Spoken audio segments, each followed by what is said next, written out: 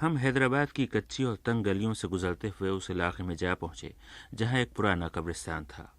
ہر طرف بہت سے چھوٹے بڑے مقبرے تھے، کچھ ڈھہ گئے تھے اور کچھ مقبروں کی پیٹھ قدامت کے بوجھ تلے اب جھک رہی تھی۔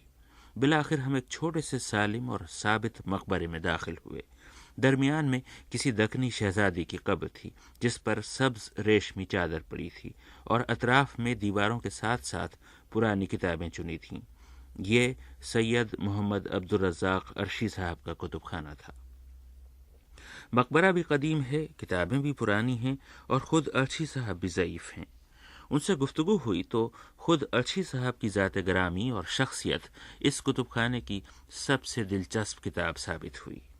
عبدالرزاق عرشی صاحب کو کتابوں سے والہانہ عشق تھا، چنانچہ عمر کتابیں جمع کرتے گزری، پڑھتے رہے، لکھتے رہے اور کتابوں کی تلاش میں سرگرداں لوگوں کی مدد کرتے رہے۔ انہوں نے دکن کی سرزمین پر تقریباً 3/4 صدی گزاری ہے۔ انہوں نے زمانے کے کتنے ہی سیلاب آتے اور جاتے دیکھے ہیں، گھر بنتے اور اجڑتے دیکھے ہیں، کتب خانوں کی الماریوں میں سجتی ہوئی کتابیں بھی دیکھی ہیں اور پھر انہی کتابوں کو بازار میں اونے پونے فروخت ہوتے بھی دیکھا ہے۔ عرشی صاحب کتابوں اور کتب خانوں کی داستانیں سنا رہے تھے۔ میں شہزادی کی قبر پر ایک کوہنی ٹیکے بیٹھا تھا اور بڑے انہماک سے ان کی باتیں سن رہا تھا۔ بتا رہے تھے کہ دکن میں کسی زمانے میں کتابوں کے ذخیروں کی کیا آن بان تھی۔ ہر گھر میں ذخیرہ تھا۔ حقیقت حال یہ ہے کہ جس قدر عمرہ اور روسا ہوتے تھے، ان کو چاہے وہ علم کی صلاحیت رکھتے ہوں یا نہ رکھتے ہوں، لیکن بحیثیت ایک بادشاہ ہونے کے یا امیر ہونے کے ان کے لیے 3 چیز لازمی تھے۔ ایک پہلے سلا خانہ، دوسرا کتب خانہ، تیسرا جواہر خانہ، اور یہ 3 چیزیں ہر امیر کے پاس اور ہر نواب کے پاس رہتی تھی۔ کہنے لگے کہ کتنے ہی امیر اور نواب تو ایسے تھے کہ ان کے منشی کتابیں پڑھ کر انہیں بتا دیا کرتے تھے کہ ان میں کیا لکھا ہے۔ اس کے بعد یہ عمرا اور رؤسا محفلوں اور مجلسوں میں بیٹھ کر ان کتابوں کی باتیں کچھ یوں کرتے تھے جیسے خود ان کے گھر میں تصنیف کی گئی ہوں۔ مگر خیر، وہ زمانہ بھی گیا اور وہ طور طریقے بھی رخصت ہوئے۔ میں نے عبدالرزاق عرشی صاحب سے پوچھا کہ اب اس نئے دور میں حیدرآباد میں کتنے کتب خانے ہیں؟ حیدرآباد میں 20 کتب خانے ہیں، اور سب سے بڑا کتب خانہ تو اسٹیٹ لائبریری ہے۔ اس کو نواب عماد الملک، محسن الملک، چراغ علی یہ لوگ مل کر 1300 ہجری میں قائم کیے، غالباً 1300 ہجری میں قائم کیے، جس کی نظامت کے لیے مولانا علی حیدر صاحب طباطبائی کو وہاں محتممی کی خدمت میں فائز کیا گیا۔ 5000 روپئے عماد الملک محکمہ تعلیمات سے اس کی گرانٹ خریدی کتب کے لیے اس زمانے میں دیا کرتے تھے۔ رفتہ رفتہ رفتہ رفتہ جب ہمارا دور آیا، کتب خانہ آصفیہ جب نئے پل کے پاس بنا اور عابد شاہ سے برخاست ہوا، تو اعلیٰ حضرت سے نواب ضیاء جنگ بہادر چونکہ صدر کتب خانہ تھے، ان سے اور حیدری صاحب سے کہہ کر 75,000 روپئے تک اس کا گرانٹ منظور کرائے، جس میں 50,000 روپئے صرف اردو، فارسی، عربی کے لیے اور 25,000 انگریزی کے شعبے کے لیے مقرر کیے گئے تھے، اور وہ خریدی برابر کئی زمانے تک جاری رہی۔ جس قدر بھی حیدرآباد کے نادر و کمیاب کتب خانے تھے، چونکہ نواب ضیاء جنگ بہادر حیدرآباد ہی کے ایک ممتاز گھرانے سے اور اہل علم کے گھرانے سے تھے، اس اعتبار سے جن کے پاس جو ذخیرہ ہوتا تھا وہ نواب صاحب کے توسط سے کتب خانے آصفیہ میں آتا اور کتب خانے آصفیہ میں خریدا جاتا تھا۔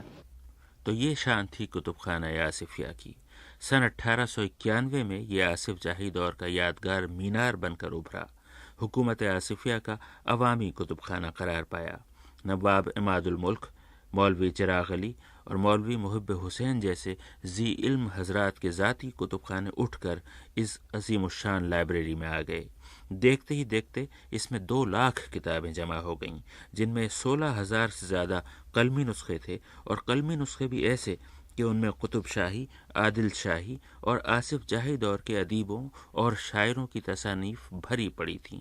غالب اور میر کی تحریریں بھی ملتی تھیں، اور عربی، فارسی اور اردو کا کوئی موضوع ایسا نہ تھا جس کی کتابیں کتب خانہ آصفیہ کی الماریوں میں موتیوں کی طرح جھلملاتی نہ ہوں۔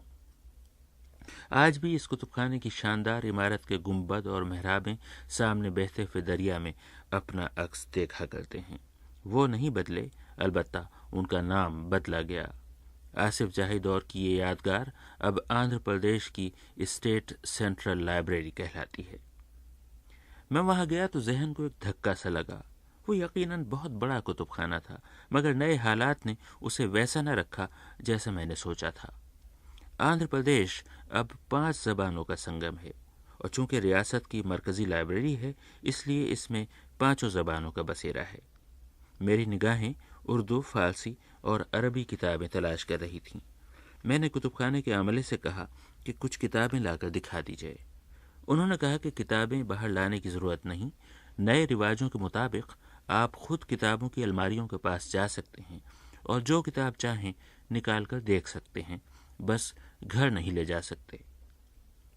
اور پھر میری درخواست پر انہوں نے مجھے اس بڑے کمرے میں پہنچا دیا جہاں لوہے کی قدیم الماریوں میں اردو، فارسی اور عربی کی کتابیں جڑی ہوئی تھیں۔ کہیں دور ریلوے اسٹیشنوں کے غسل خانے جیسا مدھم سا بلب ٹمٹما رہا تھا، اور کتابیں کچھ اس طرح سو رہی تھیں کہ میں ان کے سرہانے بولا تو اس بات کا بہت خیال رکھا کہ آہستہ بولوں۔ میں نے کتب خانے کے ایک نگراں جناب عبدالقادر صاحب سے پوچھا کہ یہ کس مپلسی کا عالم کیوں ہے، یہ ایک یتیمی سی کیوں نظر آتی ہے، ان کتابوں کے متعلق کچھ تو کہیے۔ عربی، فارسی اور اردو کے نایاب نسخے پرنٹڈ بکس ہیں، اور ہر مضمون کی کتاب آپ کو ملے گی۔ بعض تو نایاب نسخے ہی ہیں اور بہت قدیم نسخے ہیں، 200 سال، جیسے پہلے عرض کیا 200 سال پرانے، لیکن چونکہ عربی اور فارسی کا کوئی قابل آدمی نہیں ہے کہ اس سیکشن کو ڈیل کرے۔ گورنمنٹ چاہتی ہے کہ کوئی اپائنٹمنٹ ہو، لیکن آج کل عرب کنٹریز میں عربی نوئنگ لوگ آسانی سے چلے جا رہے ہیں، چونکہ ان کو زیادہ تنخواہیں ملتی ہیں، یہاں پر سرکاری تنخواہیں کم ہیں، اس واسطے اس کا صحیح انتظام نہیں ہو سکا۔ یہ تو ہوا چھپی ہوئی کتابوں کا احوال۔ وہ جو ہاتھ سے لکھی ہوئی ہزاروں کتابیں تھیں جن کی وجہ سے کتب خانہ آصفیہ مشہور تھا، وہ کیا ہوئیں؟ پتہ چلا کہ وہ اسٹیٹ آرکائیوز میں منتقل کر دی گئی ہیں۔ مگر کیوں؟ کسی نے کہا کہ اچھا ہی ہوا، وہ بہت ہی نادر اور بیش قیمت مخطوطے تھے، یہاں ان کی حفاظت و دیکھ بھال ممکن نہ تھی، لہٰذا انہیں اب اسٹیٹ آرکائیوز کی لائبریری میں محفوظ کر دیا گیا ہے، جہاں وہ تحقیق کرنے والوں اور طالب علموں کو دستیاب ہیں۔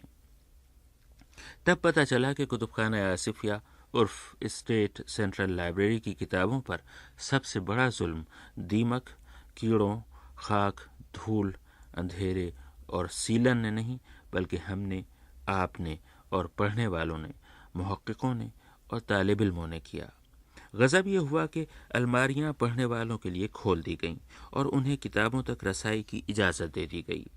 پہلے لوگ کاغذ قلم لے کر آتے تھے اور نوٹس بنا کر گھر لے جاتے تھے، اب وہ بلیڈ اور قینچیاں لے کر آنے لگے اور پرانی نایاب کتابوں کے تمام مطلوبہ صفحے کاٹ کاٹ کر گھر لے جانے لگے۔ بعض لوگ تو اپنے ظرف کے مطابق مطلوبہ صفحے نہیں بلکہ پوری کتابیں لے گئے۔ اس پر ہمیں پروفیسر گوپی چند نارنگ کی بات یاد آ گئی۔ ایک اور لائبریری ہے جو اس وقت میں کہوں گا کہ بہت ہی گوشہ گمنامی میں چلی گئی ہے، حیدرآباد میں بہت ہی اہمیت کی لائبریری ہے، وہ ہے آصفیہ لائبریری، اور اس کے ذخیرے بھی جن کے بارے میں آئے دن خبریں آتی ہیں کہ وہ خرد برد ہو رہے ہیں۔ ہم نے تصدیق کے لیے کتب خانے کے نگراں عبدالقادر صاحب سے پوچھا کہ کیا یہ صحیح ہے کہ کتابوں کے اوراق غائب ہو جاتے ہیں اور چور اب اتنے دلاور ہو گئے ہیں کہ پوری کتابیں آستینوں میں چھپا کر اپنے گھروں کو لے جاتے ہیں؟ یہ مرض تو عام ہے، ہر لائبریری میں یہ شکایت ملے گی آپ کو، اور پھر یہ نیا سسٹم، اوپن ایکسیس سسٹم، کہ ہر ریڈر اپنی کتاب جا کے شیلف سے لے۔